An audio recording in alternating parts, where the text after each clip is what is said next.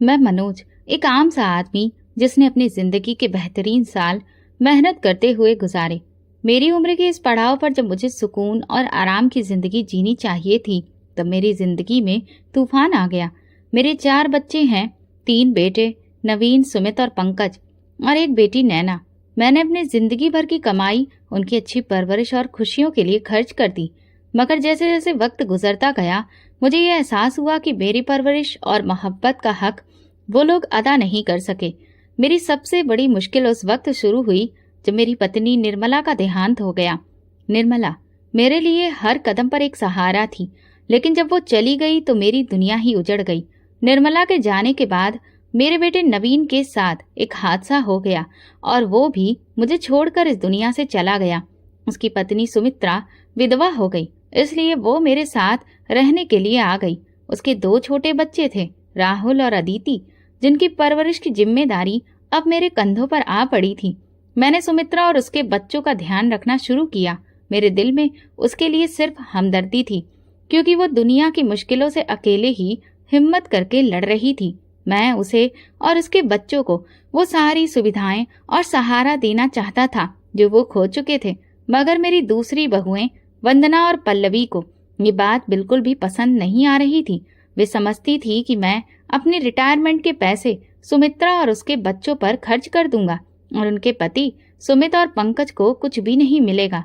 उनकी नजरें हर वक्त सुमित्रा पर ही जमी रहती थी और वे हर मुमकिन तरीके से उसके लिए मुश्किलें पैदा करने की कोशिश करती थी। सुमित्रा, जो कि पहले ही अपने दुखों में डूबी हुई थी, उनकी बातों और व्यवहार से और भी ज्यादा दुखी हो जाती थी। सुमित्रा मेरी पत्नी की मौत के बाद से मेरा खास ख्याल रखने लगी थी। वो मेरे खाने पीने से लेकर दवाइयों तक हर चीज का ध्यान रखती थी। उसकी देखभाल में एक बेटी जैसा एहसास था और उसने धीरे धीरे मेरे दिल में अपने लिए खास जगह बना ली थी। मैं उसके बच्चों के लिए खिलौने और कपड़े खरीद कर लाता, जिससे वे बहुत खुश हो जाते। मगर घर के बाकी लोगों को मेरा ये सब करना पसंद नहीं आ रहा था। मेरी दूसरी बहुएं अक्सर ये जिक्र करती कि मैं अपनी सारी जमा पूंजी सुमित्रा और उसके बच्चों पर क्यों खर्च कर रहा हूँ। क्या उन लोगों के लिए उसमें से कुछ भी नहीं बचेगा? मैंने उन्हें कई बार समझाने की कोशिश की थी कि ऐसा नहीं है, लेकिन उनकी बातों ने मेरे बेटों को भी मेरे खिलाफ भड़का दिया था। सुमित और पंकज मुझसे दूर होते जा रहे थे और वे मुझ पर शक करने लगे थे, वो शक जो उनकी पत्नियों ने उनके दिमाग में डाला था। एक रात जब मैं अपनी परेशानी की वजह से सोच विचार में बैठा हुआ था, अचानक दरवाजा खुला और सुमित्रा अंदर आई। इससे पहले कि मैं कुछ कहता, वो मेरी तरफ बढ़कर बोली, पिताजी, मैं जानती हूँ कि इस वक्त आप पर क्या गुजर रही है, लेकिन आप बिल्कुल भी परेशान ना हो। मैं हमेशा आपके साथ हूँ और रहूंगी। उसकी ये बात सुनकर मेरे दिल में कुछ हल्का सा महसूस हुआ, जैसे कोई बहुत भारी बोझ उतर गया हो।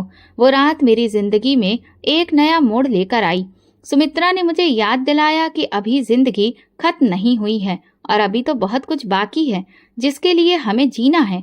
सुमित्रा का मेरे घर में रहना मेरे बेटों के लिए हमेशा से एक बहुत बड़ा मामला बनता जा रहा था।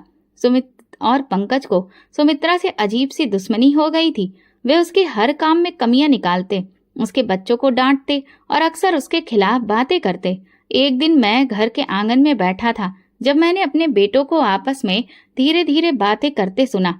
वे लोग प्लान बना रहे थे कि किस तरह से सुमित्रा को इस घर से निकाल दिया जाए। सुमित, जो हमेशा से जल्दी गुस्से में आ जाता था, बोला, हमें इस औरत को जल्द से जल्द यहाँ से निकालना होगा।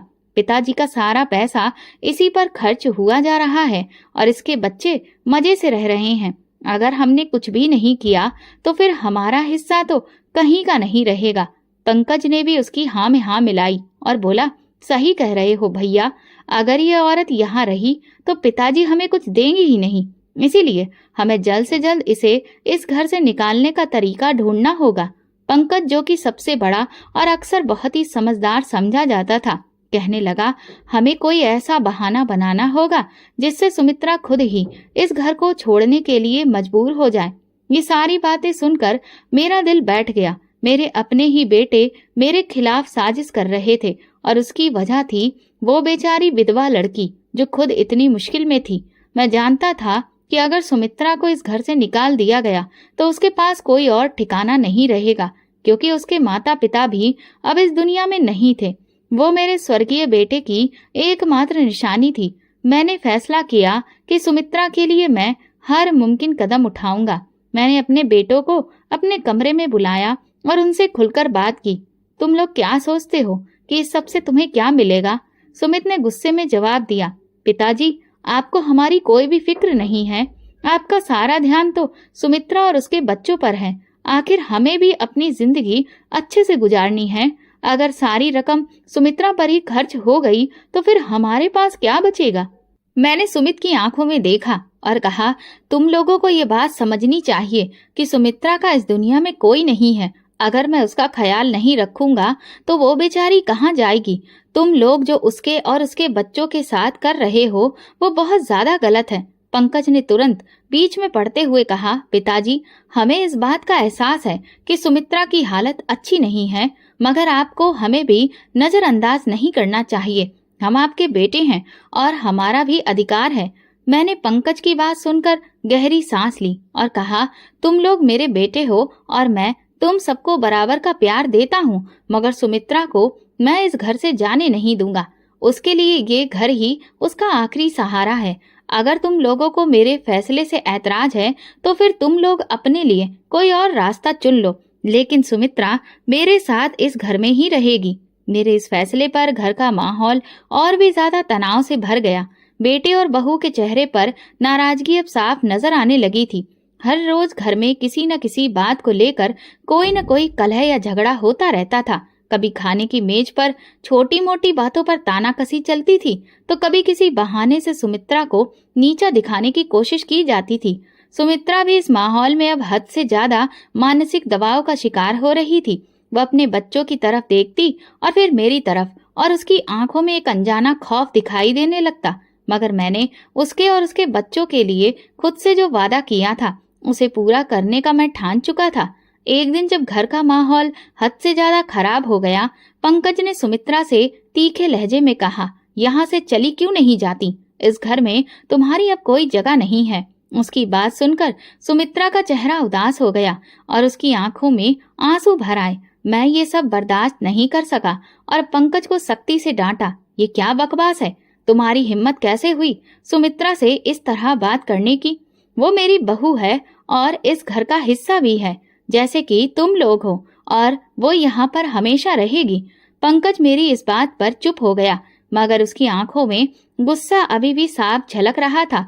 घर के हालात दिन ब दिन बहुत खराब होते जा रहे थे, लेकिन मैंने फैसला कर लिया था कि चाहे कुछ भी हो, सुमित्रा और उसके बच्चों का साथ मैं नहीं छोड़ूंगा। अब हर दिन सुमित्रा के लिए एक नई परीक्षा लेकर आता था। मेरे बेटे और बहुओं की बातें और उनका व्यवहार सुमित्रा पर गहरा असर डाल रहा था। वो बहादुरी से इन सारे हालातों का सामना कर रही थी, लेकिन अब वो धीरे धीरे कमजोर पड़ती जा रही थी। एक दिन जब सुमित्रा ने नाश्ते के दौरान बहू की तीखी बातों का सामना किया तो वो खामोशी से उठकर अपने कमरे में चली गई। उसकी तबीयत पहले से ही ठीक नहीं थी और इन लगातार तानों की वजह से उसकी सेहत और ज्यादा बिगड़ गई। शाम तक उसकी हालत काफी बिगड़ गई। वो तेज बुखार और कमजोरी का शिकार हो गई थी। मैंने तुरंत उसे अस्पताल ले जाने का फैसला किया। अस्पताल में डॉक्टर ने बताया कि सुमित्रा की हालत काफी नाजुक है और उसे पूरी तरह से आराम करने की जरूरत है। डॉक्टर की बात सुनकर मेरा दिल बहुत बुरी तरह घबरा गया। मेरे दोनों पोते पोती के सिर से पहले ही पिता का साया उठ चुका था, लेकिन अब मैं उनकी माँ को भी उनसे दूर नहीं होने देना चाहता था। इसलिए मैंने फौरन उसकी देखभाल का इंतजाम किया। मैं दिन रात उसके साथ अस्पताल में रहा, उसकी दवा और खाने पीने का खास ख्याल रखा। मेरी प्रार्थना रंग लाई और कुछ ही दिनों में सुमित्रा की हालत ठीक होने लगी। जब मैं सुमित्रा को घर वापस लाया तो वो बहुत कमजोर थी। उसकी हालत ऐसी थी कि वो बिस्तर से उठ भी नहीं सकती थी। मैंने उसके कमरे में एक छोटा सा बिस्तर लगाया और उसके सिरहाने बैठकर उसकी देखभाल करने लगा। मैंने उसे खुद खाना खिलाया, दवा दी और रात भर उसकी सेवा की। सुमित्रा, जो अपने दुखों के साथ साथ इस बीमारी से भी जूझ रही थी, धीरे धीरे सेहतमंद लगने लगी। मेरी सेवा और देखभाल ने उसे वो सहारा दिया जो उसे मुश्किल वक्त में चाहिए था। कुछ दिनों में उसके चेहरे पर वही पुरानी रौनक वापस आने लगी। लेकिन ये सब कुछ घर के बाकी लोगों को कैसे बर्दाश्त हो सकता था। वंदना, जो कि सुमित की पत्नी थी, हर पल मौके की तलाश में रहती थी। उसने अपने फोन में मेरा और सुमित्रा के इन सभी पलों को कैमरे में उतारना शुरू कर दिया। जब मैं उसकी अच्छे से देखभाल कर रहा था, वो चुपचाप वीडियो और तस्वीरें बना रही थी और बाद में उन्हें अपने पति के साथ साझा कर देती थी। मेरी दोनों बहुएं आपस में मिली हुई थी। वे हर मुमकिन कोशिश कर रही थी कि किसी भी तरह सुमित्रा को इस घर से निकाल दें और इस घर की मालकिन बन जाएं। इसलिए वे झूठे सबूत इकट्ठे कर रही थी ताकि उनके दम पर सुमित्रा को घर से निकालने में कामयाब हो जाएं। एक दिन जब मैं कमरे में बैठा अखबार पढ़ रहा था, सुमित और पंकज मेरे सामने आ गए और कहने लगे, पिताजी, अब हम आपकी ये हरकतें और ज्यादा बर्दाश्त नहीं कर सकते। अब सब कुछ हमारी सहनशीलता से बाहर होता जा रहा है। आपको तो अपनी इज्जत की कोई परवाह नहीं, पर अब तो आप हमारी इज्जत का भी ख्याल नहीं रखते। अगर आपकी ये हरकतें मोहल्ले वालों या बाकी लोगों के सामने आ गईं, तो हम लोगों का तो कहीं मुंह दिखाना मुश्किल हो जाएगा। इसलिए अच्छा यही होगा कि आप सही रास्ते पर आ जाएं और सुमित्रा को इस घर से बाहर निकाल दें। वो अभी जवान है, उसे तो कोई भी शादी करने के लिए तैयार हो सकता है। और रही बात बच्चों की, तो उनकी जिम्मेदारी आप बेशक उठा लीजिए, हमें इससे कोई ऐतराज नहीं। आखिर वो आपके बेटे की औलादें हैं। लेकिन सुमित्रा को अब हम इस घर में बर्दाश्त नहीं कर सकते। मैंने उन लोगों से कहा, भला तुम लोग कहना क्या चाहते हो? जो भी बात है साफ साफ मुझे बताओ, क्योंकि मुझे कुछ भी समझ नहीं आ रहा था कि वे लोग क्या कहना चाहते हैं। इसके बाद पंकज ने अपना मोबाइल निकाला और मुझे वे तस्वीरें दिखाई जो चोरी छुपे ली गई थीं। जब मैं सुमित्रा को दवा पिला रहा था और उसके सिर को दबा रहा था, क्योंकि उस वक्त उसे मेरी काफी ज्यादा जरूरत थी। हालांकि होना तो ये चाहिए था कि उसकी देवरानी या जेठानी उसका ख्याल रखें, लेकिन इसके बजाय उन लोगों ने हमारी तस्वीरें खींची और इतना बड़ा तमाशा बना दिया। उनकी बातें सुनकर मेरे होश उड़ गए। मेरे अपने ही बेटे, जिन्हें मैंने अपनी मेहनत और कमाई से पाल पोस कर बड़ा किया था, आज वो मेरे ही खिलाफ खड़े थे। मैंने एक लम्हे के लिए खामोशी ओढ़ ली, मगर फिर मेरी आंखों में गुस्से की चिंगारी चमकने लगी। तुम लोगों को शर्म नहीं आती? मैंने गुस्से से कहा। मेरी परवरिश, मेरे प्यार का ये सिला दिया। मैंने तुम्हें क्या नहीं दिया और अब तुम मुझ पर ये इल्जाम लगा रहे हो कि मेरे और सुमित्रा के बीच में कुछ गलत है। सुमित ने ताना मारते हुए कहा, पिताजी, हम बस वही दिखा रहे हैं जो सच है। मेरे दिल में गम और गुस्सा दोनों एक साथ उठ रहे थे। मैंने फैसला किया कि मैं उनके सामने हार नहीं मानूंगा। तुम लोग ये वीडियो जहां चाहे दिखाओ, मैं अपनी इज्जत और सच्चाई के लिए खड़ा रहूंगा। सुमित्रा इस घर का हिस्सा है और मैं उसका साथ कभी नहीं छोड़ूंगा। मेरे इस सख्त जवाब पर सुमित और पंकज के चेहरे पर नाराजगी और मायूसी नजर आई। वे समझ गए कि मैं उनके दबाव में नहीं आने वाला, लेकिन मैं जानता था कि मामला यहीं खत्म नहीं होगा और मुझे अभी और भी ज्यादा मुश्किलों का सामना करना पड़ेगा। सुमित्रा, जो अब बेहतर हो रही थी, उसे भी इस बात का अंदाजा नहीं था कि मेरे बेटों ने क्या मंसूबा बना रखा है। घर का माहौल अब और ज्यादा तनावपूर्ण हो गया था, मगर मैंने ठान लिया था कि सुमित्रा को किसी भी कीमत पर इस घर में रहने दूंगा। भले ही तनाव और टेंशन बना रहता था, लेकिन सुमित्रा के साथ जो हो रहा था वो मेरे लिए सबसे ज्यादा तकलीफ दे था। उसका पति, जो उसका एकमात्र सहारा था, हाथ से निकल चुका था। इस हादसे ने सुमित्रा की जिंदगी को उलट पुलट कर रख दिया था। अब वो अकेली और बेसहारा थी। अपने बच्चों के साथ एक ऐसे घर में थी जहां उसकी कदर करने वाला कोई नहीं था। हादसे के बाद से सुमित्रा की देवरानी और जेठानियां उसके साथ बहुत बुरा व्यवहार कर रही थी। वो हमेशा ये जताती थी कि वो इस घर पर बोझ है और अगर वो यहाँ से चली जाए तो सबके लिए बेहतर होगा। लेकिन सुमित्रा को ये बात समझ नहीं आती थी कि आखिर उसके साथ ऐसा व्यवहार क्यों हो रहा है। एक दिन जब मैं घर वापस आया तो सुमित्रा के कमरे से रोने की आवाज आ रही थी। मैं अंदर गया तो देखा कि उसके हाथ में अपने पति की एक तस्वीर थी और वो आंसुओं से भीगी हुई थी। मैंने उससे पूछा, क्या हुआ बेटी, क्यों रो रही हो? सुमित्रा ने करुण दृष्टि से मुझे देखा और कहा, पिताजी, मुझे तो ऐसा लगता है कि यह हादसा कोई हादसा नहीं था। उसकी बात सुनकर मेरा दिल कांप गया। ये तुम क्या कह रही हो? मैंने पूछा तो वो कहने लगी, मुझे पता नहीं क्यों, लेकिन मेरे दिल में एक अजीब सा ख्याल उठ रहा है कि इस सबके पीछे जरूर कोई साजिश थी। नवीन मुझे हमेशा कहते थे कि वो मुझसे बहुत प्यार करते हैं, लेकिन उनके आखिरी दिनों में वो बहुत परेशान रहते थे, जैसे कि वो किसी के दबाव में थे। मैंने सुमित्रा को तसल्ली दी और कहा, बेटी ये सब तुम्हारा वहम है।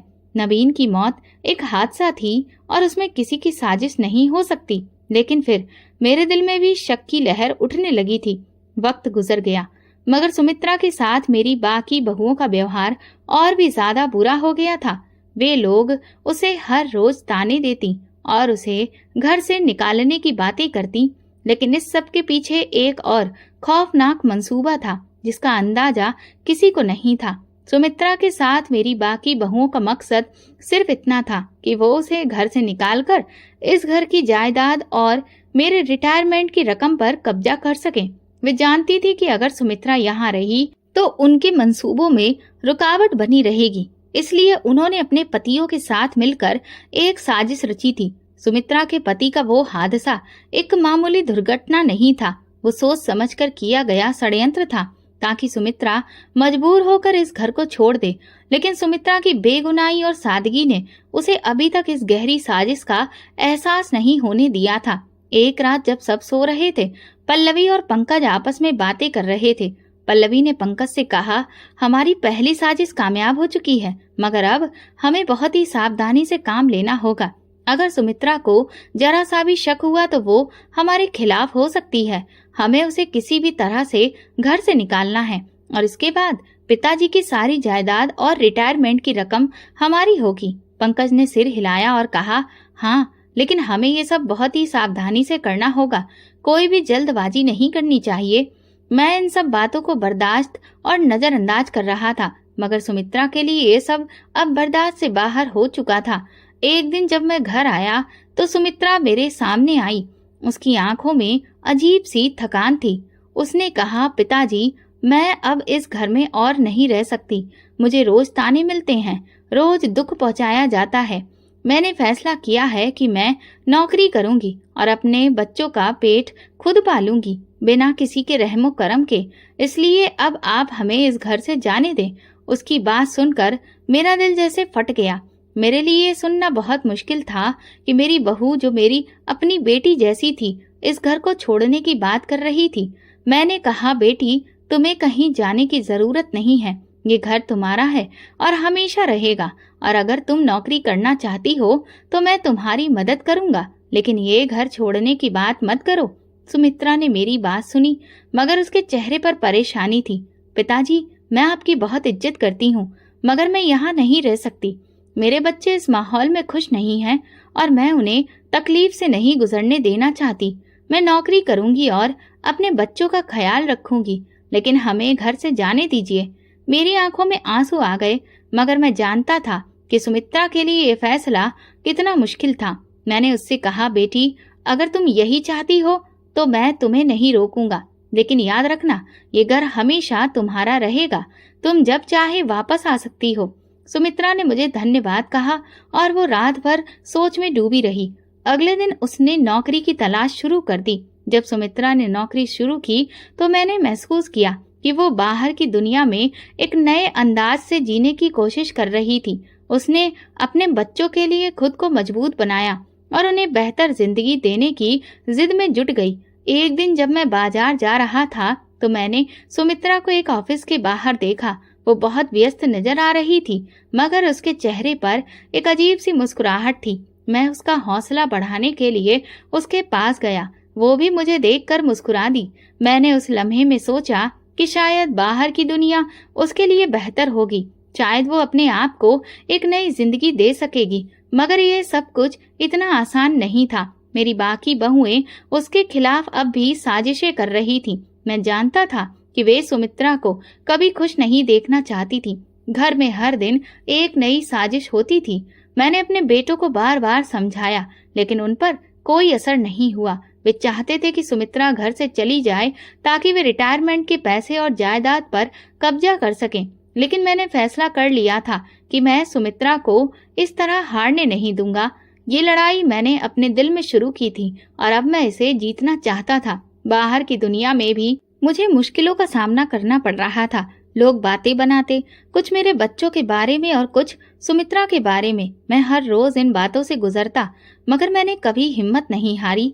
मैं जानता था कि सच्चाई हमेशा जीतती है और मुझे अपने उसूलों पर कायम रहना है। मेरी जिंदगी के साथ सुमित्रा की जिंदगी भी एक ऐसी दास्तान बन चुकी थी जो रोज और भी ज्यादा पेचीदा होती जा रही थी। जब सुमित्रा ने नौकरी शुरू की तो उसे महसूस हुआ कि घर के बाहर की दुनिया में भी मुश्किलें कम नहीं हैं। लेकिन एक दिन ऐसा हुआ कि सुमित्रा को बाहर के माहौल से एक ऐसी हकीकत का पता चला जिसने उसकी जिंदगी को हिलाकर ही रख दिया था। सुमित्रा ऑफिस में काम करते हुए अपने कुछ साथियों के साथ खाना खा रही थी कि फिर एक बात उसके कानों में पड़ी। एक औरत जो कि उसके साथ काम करती थी, उसने उससे उसके पति के हादसे के बारे में पूछा। सुमित्रा ने गमगीन लहजे में कहा कि मेरे पति का देहांत एक हादसे में हुआ था और ये सब बहुत अचानक था। मैं आज तक इस सच्चाई को सपना नहीं समझ पाई हूँ। उस औरत ने एक लम्हे के लिए खामोशी ओढ़ी, फिर धीरे से बोली, सुमित्रा, मैंने कुछ लोगों से सुना था कि वो हादसा खुद से नहीं हुआ था। शायद तुम्हारे पति की मौत के पीछे कोई साजिश थी। ये बात सुनकर सुमित्रा का दिल धक्क से रह गया। उसने हैरत से पूछा, तुम ये क्या कह रही हो? उस औरत ने बात जारी रखी, मैंने खुद तो कुछ नहीं देखा, मगर कुछ लोगों ने कहा कि तुम्हारे पति के साथ जो हुआ वो एक साजिश थी। शायद तुम्हें इस बारे में सोचना चाहिए। सुमित्रा की जिंदगी की डोर जैसे पल भर में ही खिंच गई थी। वो सच जानना चाहती थी, मगर उसके लिए क्या करना था ये वो नहीं जानती थी। उसे ये एहसास हुआ कि शायद उसके पति की मौत के पीछे कोई ऐसा राज छुपा है जो अब तक पता नहीं चल पाया। ये बात उसके दिल में एक खंजर की तरह घुस गई। उसने खुद को मजबूत करने का फैसला किया कि वो इस सच्चाई को सामने लाएगी, चाहे इसके लिए उसे कितनी ही मुश्किलों का सामना क्यों न करना पड़े। सुमित्रा ने मुझसे ये बात नहीं छुपाई। एक दिन जब वो मेरे साथ बैठी थी, उसने धीरे से कहा, पिताजी, मुझे शक है कि मेरे पति की मौत कोई हादसा नहीं थी। मुझे लगता है कि ये साजिश थी। मैंने सुमित्रा की बात सुनी, मगर मैं जानता था कि ये बात कितनी तकलीफदेह हो सकती है। मैंने सुमित्रा से कहा, बेटी, अगर तुम्हें ये लगता है तो हमें सच जानने के लिए हर मुमकिन कोशिश करनी चाहिए, मगर याद रखना, इस रास्ते पर चलना बहुत मुश्किल हो सकता है। सुमित्रा ने मेरी बात सुनकर हिम्मत की और फिर कहा, मैं तैयार हूँ पिताजी। मैं अपने पति के लिए इंसाफ चाहती हूँ और उसके लिए कुछ भी करूंगी। इसके बाद सुमित्रा ने धीरे धीरे सच्चाई की खोज शुरू की। वो उन लोगों से मिलने लगी जिन्होंने हादसे के बाद कुछ सुना था या देखा था। वो अपने काम के दौरान भी इन बातों को सोचती रही और रातों को जाग कर भी इस पर सोच विचार करती रही। आखिरकार सुमित्रा को कुछ ऐसे सबूत मिले जिन्होंने उसके दिल में ये यकीन पैदा कर दिया कि उसके पति की मौत एक साजिश का नतीजा थी। उसने ये बात मुझे बताई और हम दोनों ने मिलकर उस साजिश को बेनकाब करने का फैसला कर लिया। ये हमारे लिए बहुत बड़ी खुशी की बात थी कि हम कामयाब होते जा रहे थे। इसलिए मैंने अपने बेटे और बहुओं से कुछ भी छुपाना ठीक नहीं समझा। मैं यही सोचता था कि मेरे और सुमित्रा की तरह बाकी घर वालों को भी खुशी होगी, पर मेरी सोच गलत निकली। जब मैंने सब घर वालों को बता दिया कि अब नवीन के कातिल जल्द ही हमारे सामने होंगे, तो मेरी दोनों बहुओं के चेहरों से तो रंग ही उड़ गए। उनके चेहरे सफेद पड़ने लगे और वे दोनों अपने हाथों की हथेलियां आपस में रगड़ने लगी और एक दूसरे की तरफ देखने लगी। फिर मेरे दोनों बेटे मुझसे कहने लगे, पिताजी, अब इस मामले को इतना लंबा घसीटने का कोई फायदा नहीं है। आप क्यों इस सब से जूझ रहे हैं? जिसकी जितनी उम्र लिखी होती है वो उतना ही जीता है। नवीन की जिंदगी भी शायद इतनी ही लिखी थी। आप इन मामलों से दूर रहें। वैसे भी इस हादसे को गुजरे अब काफी साल हो चुके हैं। अब आपके हाथ जितने भी सबूत लगे हैं उनसे भी आप कुछ नहीं कर पाएंगे। इसलिए हम नहीं चाहते कि आप इस उम्र में ज्यादा भाग दौड़ करके इस मामले को बढ़ाएं। भगवान हमारे भाई को स्वर्ग दे। आप इस किस्से को यहीं खत्म कर दें। पंकज ने जब ये बात कही तो मैंने सुमित्रा की तरफ देखा। उसके चेहरे पर एक मायूसी छा गई थी जो मुझे बिल्कुल भी अच्छी नहीं लग रही थी।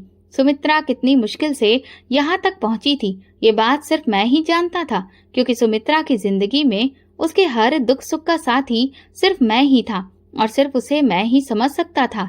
बाकी घर वाले तो उसे और उसके बच्चों से सिर्फ अपनी जान छुड़ाना चाहते थे। सुमित्रा और मैं सबूत हासिल करने की खोज जारी रखे हुए थे कि कुछ दिन गुजरते ही जब मैं और सुमित्रा इस पूरे मामले पर बात कर रहे थे तो कमरे के दरवाजे पर दस्तक हुई। मैंने जाकर जब दरवाजा खोला तो मेरी दोनों बहुएं और दोनों बेटे दरवाजे के बाहर खड़े थे।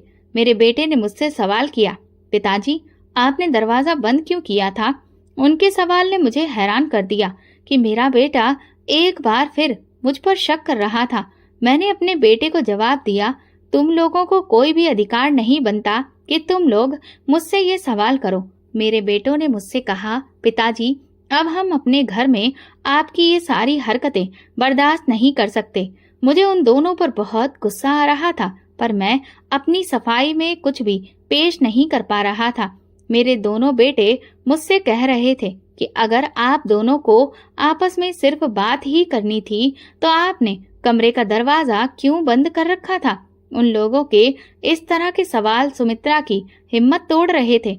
मैं अब हरगिज अपने बेटों को ये नहीं बताना चाहता था कि मैं नवीन की मौत के सबूत इकट्ठा कर रहा हूँ, क्योंकि जब भी मैंने उन्हें बताया था तब उन्होंने मुझे इस बात से रोकने की कोशिश की थी जिससे सुमित्रा मायूस हो जाती थी, जो मैं बिल्कुल भी नहीं चाहता था। मेरी दोनों बहुएं सुमित्रा का हाथ पकड़कर उसे कमरे से खींचती हुई बाहर ले आईं और अपने पतियों से कहने लगीं, अब हम उसे एक पल के लिए भी इस घर में बर्दाश्त नहीं कर सकती। ये बहुत ही बदकिरदार औरत है, इसे अब इस घर से जाना ही पड़ेगा। सुमित्रा की आंखों से गिरने वाला हर आंसू इस बात की गवाही दे रहा था कि सुमित्रा बदकिरदार नहीं बल्कि एक पाक दामन लड़की है। मुझे अपने बेटों और बहुओं की गंदी सोच पर हैरत हो रही थी। मैंने उनसे कहा, हाँ आज के बाद सुमित्रा इस घर में नहीं रहेगी। तो सुमित्रा ने भी मेरी तरफ हैरानी से देखा। फिर मैंने कहा, सुमित्रा के साथ साथ मैं भी इस घर से चला जाऊंगा। तो मेरे बेटों के चेहरों से तो रंग ही उड़ने लगा था और मेरी दोनों बहुएं परेशान नजर आने लगी।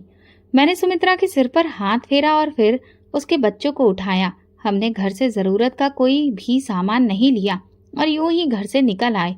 मुझे पता था कि मेरे बेटे मेरी ही कमाई खाते हैं, इसीलिए मेरे बिना वे बिल्कुल भी नहीं रह पाएंगे और खुद ही मुझसे माफी मांगने आ जाएंगे। सुमित्रा ने मुझे बहुत रोका और समझाया, पिताजी आप अपने घर को छोड़कर मत जाइए। मुझे बहुत अफसोस हो रहा है कि मेरी वजह से आप पर ऐसे घटिया इल्जाम लगे। आपकी जिंदगी को मैंने बहुत मुश्किल में डाल दिया है। आप मुझे जाने दें और खुद वापस घर चले जाएं। लेकिन मैं अपने फर्ज से कैसे बच सकता था? सुमित्रा मेरा फर्ज बन चुकी थी क्योंकि मेरा बेटा इस दुनिया में नहीं था, इसलिए उसकी और उसके बच्चों की जिम्मेदारी अब मेरे कंधों पर थी। मैं अपनी सारी जिंदगी हर जिम्मेदारी निभाता आया था, तो फिर इस जिम्मेदारी से कैसे पीछे हट सकता था जब सुमित्रा का इस दुनिया में अब मैं ही एकमात्र सहारा था। मैंने एक किराए का मकान लिया जहां पर मैं सुमित्रा और उसके बच्चों के साथ रहने लगा।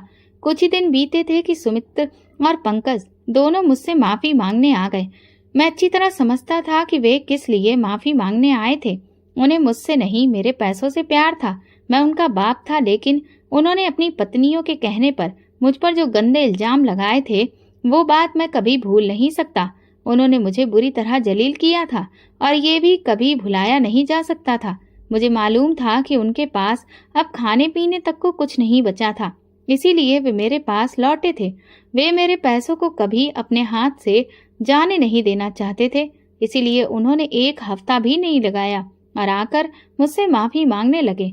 पर मैंने भी सोच लिया था कि इस बार मैं उनके साथ वापस नहीं जाऊंगा। सुमित्रा ने मुझे समझाया, पिताजी आप अपने बेटों के पास लौट जाइए, मैं इस घर में अकेली रह लूंगी। पर मैं सुमित्रा की ये बात नहीं मान सकता था। मैंने अपने बेटों को वापस भेज दिया। एक दिन बच्चों को स्कूल छोड़ने के बाद मैं और सुमित्रा घर की जरूरत का सामान लेने बाजार जा रहे थे।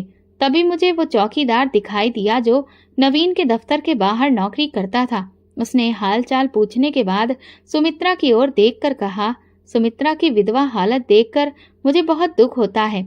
उनके साथ बहुत बड़ी नाइंसाफी हुई है। फिर वो मुझसे कहने लगा, मनोज भाई साहब आपने बहुत बड़ी गलती कर दी। नवीन के कातिलों को सजा दिलवाने के लिए आपने जरा भी कोशिश नहीं की। वे तो इस शहर के कुख्यात गुंडे थे जो चंद पैसों के लिए कुछ भी कर सकते थे। अगर आप उन्हें थाने ले जाते तो वे फौरन गुनाह कबूल कर लेते और आपको उस इंसान तक भी पहुंचा देते जिसने ये सब करवाया था। लेकिन आपने सब कुछ हादसा मानकर चुप्पी साध ली। ये एक हादसा नहीं था। मैंने उसकी सारी बातें सुनकर कहा, उस वक्त तुमने चुप्पी क्यों साध ली थी? अब अगर जरा सा भी कोई सबूत मिल गया और मुझे पता चल गया कि ये सब किसने करवाया है तो मैं उसे कभी माफ नहीं करूंगा। मैं उसे जरूर सजा दिलवाऊंगा जिसने सुमित्रा और उसके बच्चों की जिंदगी बर्बाद कर दी, जिसने मेरे बुढ़ापे का सहारा मुझसे छीन लिया। मुझे अब एहसास हो चुका है कि नवीन की मौत एक हादसा नहीं बल्कि एक सोची समझी साजिश थी। मैंने चौकीदार से पूछा, तुम उस समय वहीं नौकरी करते थे? क्या तुम मेरी कुछ मदद कर सकते हो? चौकीदार ने कहा, मनोज साहब, मैं तो नवीन साहब की मौत के बाद वो नौकरी छोड़ चुका हूँ। उनके बाद मेरा वहाँ दिल नहीं लगता था। मेरे पास कोई ठोस सबूत तो नहीं है, लेकिन हाँ, ऑफिस के सीसीटीवी कैमरों की कुछ वीडियोज हैं उन दिनों की जब नवीन साहब की मौत हुई थी। अगर आप चाहें तो मैं आपको वो दे सकता हूँ। मैंने कहा, हाँ जरूर दो, हो सकता है उनमें कुछ सुराग मिल जाए। अगले दिन वो चौकीदार मेरे घर आया और मेरे हाथ में एक पेन ड्राइव दे दी जिसमें सारी रिकॉर्डिंग्स मौजूद थी। मैंने वो पेन ड्राइव सुमित्रा के लैपटॉप में चलाई। जैसे ही वीडियो चली, नवीन का चेहरा स्क्रीन पर उभरा। उसे देखकर मैं खुद को रोक नहीं पाया और मेरी आंखों से आंसू बहने लगे। मेरा जवान बेटा, मेरा बहादुर बेटा वीडियो में चहल पहल करता हुआ हंसते मुस्कुराते लोगों से बातें कर रहा था। नवीन हमेशा हंसकर ही बात करता था। उसके चेहरे पर मैंने कभी गुस्सा या नाराजगी नहीं देखी थी। सुमित्रा ने मेरे कंधे पर हाथ रखकर मुझे दिलासा दिया। उसने कहा, पिताजी, अब हम नवीन के कातिलों तक जरूर पहुंचेंगे। हमें जरूर इंसाफ मिलेगा। हम नवीन के कातिलों को सजा दिलवा कर रहेंगे।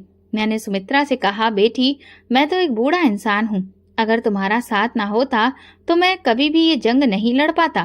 फिर एक वीडियो में हमें दिखा कि कुछ लोग नवीन से बात कर रहे थे। वे उसे छत पर ले जाने के लिए कह रहे थे। नवीन के ऑफिस की बिजली की कुछ तारों में खराबी आ गई थी, जिसे ठीक करने के लिए नवीन ने खुद मिस्त्रियों को बुलाया था। नवीन जब छत पर चढ़ गया तभी कुछ और लोग आए और नवीन के बारे में पूछने लगे। हमें नवीन साहब ने बुलाया है बिजली ठीक करने के लिए, लेकिन नवीन तो पहले ही कुछ लोगों के साथ छत पर जा चुका था। फिर ये कौन थे? किसी ने ज्यादा ध्यान नहीं दिया और उन्हें भी छत पर भेज दिया। जैसे ही वे छत पर पहुंचे, कुछ देर बाद चीखते हुए नीचे आए। छत पर नवीन साहब की लाश पड़ी है। पूरा ऑफिस में भगदड़ मच गया। नवीन की लाश को नीचे लाया गया। ऑफिस के लोगों ने छानबीन की, जिससे पता चला कि नवीन की मौत बिजली का करंट लगने की वजह से हुई थी। सबने मान लिया कि एक हादसा था। हैरत की बात तो ये थी कि जो लोग पहले नवीन के साथ छत पर गए थे, वे लोग कौन थे और कहाँ गए, ये जानने की किसी ने कोशिश नहीं की। ये बात वहीं दब गई, जबकि वीडियो में उन लोगों के चेहरे साफ नजर आ रहे थे। मैंने वो वीडियो जाकर पुलिस के सामने पेश कर दी। पुलिस ने खुद ही उन गुंडों को पकड़ लिया, क्योंकि वे शहर के मशहूर गुंडे थे जो अक्सर पकड़े जाते थे और फिर सजा पूरी होने के बाद छूट जाते थे, लेकिन अपनी हरकतों से बाज नहीं आते थे। उन्होंने अपना गुनाह कबूल कर लिया और बता दिया कि ये काम उन्होंने पैसों के बदले किया था। जब ये पता चला कि उन्हें पैसे किसने दिए तो मेरे पैरों तले से जमीन खिसक गई। वो पैसे मेरी दोनों बहुओं ने दिए थे नवीन को मारने के बदले में। मुझे यकीन नहीं हो रहा था कि मेरी बहुएं हमारे साथ इतनी बड़ी दुश्मनी कर सकती हैं। मैंने ये सारी सच्चाई अपने दोनों बेटों सुमित और पंकज को सुनाई। उन्होंने अपनी पत्नियों को तलाक देने का फैसला किया। मैंने दोनों बेटों से कह दिया कि तुम अपनी पत्नियों को तलाक दो या ना दो, मुझे इस बात से कोई फर्क नहीं पड़ता, क्योंकि मेरा तुम लोगों से अब कोई भी रिश्ता नहीं है। मैं अपनी पूरी जायदाद, अपनी रिटायरमेंट की रकम और सब कुछ सुमित्रा और उसके बच्चों के नाम कर रहा हूँ। ये सुनकर मेरे बेटों ने भी मेरे इस फैसले पर कोई ऐतराज नहीं जताया। वे कहने लगे, पिताजी, अब तक हम अपनी पत्नियों पर आंख बंद करके भरोसा कर रहे थे। हम कभी सपने में भी नहीं सोच सकते थे कि हमारी पत्नियां हमारे सगे भाई की जान ले लेंगी, जाने अनजाने में ही सही, लेकिन हम अपनी पत्नियों का साथ देते रहे। इसीलिए आपका फैसला हमारे लिए बिल्कुल सही है अब हम अपनी पत्नियों को उनके किए की सजा हर हाल में दिलवाएंगे और अपने भाई को इंसाफ दिलवाएंगे। वे आगे कहने लगे, पिताजी, अब हमें ना तो दौलत चाहिए और ना ही जायदाद, बस आप हमें छोड़कर ना जाएं और हमेशा हमारे साथ रहें। कृपया हमें माफ कर दीजिए। उन्होंने सुमित्रा से भी माफी मांगी और कहा, हमारी पत्नियां हमें आपके खिलाफ भड़काती रहीं, हमारे दिलों में दौलत का लालच भरती रहीं। वे हमारे दिलों में पिताजी के प्रति नफरत पैदा कर रही थीं। इसी कारण हम पिताजी की बेइज्जती करते थे और उनकी कोई बात नहीं मानते थे। कृपया हमें माफ कर दें और हमारे साथ चलकर अपने घर में रहें। जब मैंने अपने बेटों को पश्चाताप की आग में जलते हुए देखा तो मैंने भी उन्हें माफ कर दिया, क्योंकि इस समय वे पूरी तरह से गलत नहीं थे। वे सिर्फ भड़कावे में आ गए थे। अगर उन्हें इस बात का जरा भी एहसास होता कि उनकी पत्नियां उनके साथ कौन सा खेल खेल रही हैं और कौन सा गुनाह करने जा रही हैं, तो वे इस समय उनके साथ कभी भी नहीं देते। मुझे अपने बेटों पर पूरा यकीन था कि चाहे उनके मन में दौलत का कितना भी लालच हो, लेकिन वे इतने नहीं गिर सकते कि अपने ही सगे भाई की जान ले लें। पत्नियों के भड़कावे में आकर वे सिर्फ धोखा खा गए थे। असली सच्चाई उन्हें नहीं पता थी, इसलिए मैंने अपने बेटों को माफ कर दिया। इसके बाद पुलिस मेरी दोनों बहुओं को पकड़कर ले गई और अदालत ने नवीन के कत्ल के जुर्म में उन्हें सजा सुनाई। मैं और सुमित्रा बहुत खुश थे, क्योंकि हमें अपने मकसद में कामयाबी मिल चुकी थी और मेरे स्वर्गीय बेटे को इंसाफ मिला था।